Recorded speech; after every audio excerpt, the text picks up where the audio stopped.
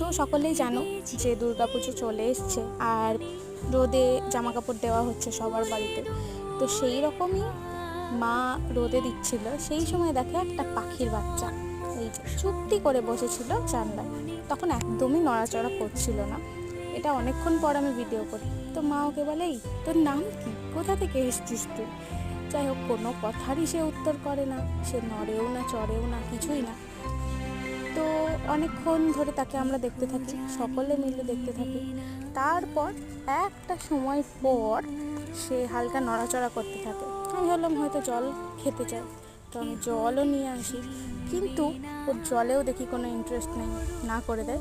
আর খানিকক্ষণ পর চোখ পিটপিট পিটপিট পিটপিট করে দেখছিল, তাকাচ্ছিল, এদিক ওদিক ঘুরছিল। এখনও সে বসেই আছে।